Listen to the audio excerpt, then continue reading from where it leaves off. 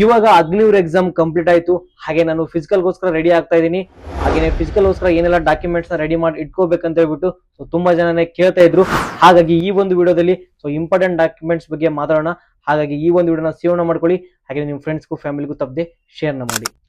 Main important documents ಏನಪ್ಪಾ ಅಂದ್ರೆ, ಮೊದಲಾಗಿ ನಿಮ್ಮ ಒಂದು ಅಡ್ಮಿಟ್ ಕಾರ್ಡ್ ಇರಬೇಕು, ಹಾಗೇನೆ ಆಧಾರ್ ಕಾರ್ಡ್ ಇರಬೇಕು, ಹಾಗೇನೆ 20 ಫೋಟೋಸ್ ಇರಬೇಕು, ಹಾಗೇನೆ ರೆಸಿಡೆನ್ಸಿಯಲ್, ಡೊಮೆನ್ಸಿಯಲ್, ಕ್ಯಾಸ್ಟ್ ಇನ್ಕಮ್. ಸೊ ಇವು ಮೂರೇನಿದೆಯಲ್ಲ, ರೆಸಿಡೆನ್ಸಿಯಲ್, ಡೊಮೆನ್ಸಿಯಲ್, ಕ್ಯಾಸ್ಟ್ ಇನ್ಕಮ್, ಇವು ಮೂರನ್ನ ಕಡ್ಡಾಯವಾಗಿ ಇಂಗ್ಲಿಷ್ ಅಲ್ಲಿ ನೀವು ರೆಡಿ ಮಾಡಿಸ್ಬೇಕಾಗುತ್ತೆ. ನಿಮ್ಗೆ ಇನ್ನೂ 1 ಮಂತ್ ಟೈಮ್ ಐತಿ. ಯಾರದ್ದೆಲ್ಲ ಇನ್ನು ಇಂಗ್ಲಿಷ್ ಒಳಗಡೆ ಇಲ್ವೋ ಸೊ ಎಲ್ಲರೂ ಕೂಡ ಇಂಗ್ಲಿಷ್ ಒಳಗಡೆ ಅದನ್ನ ರೆಡಿ ಮಾಡಿಸ್ರಿ.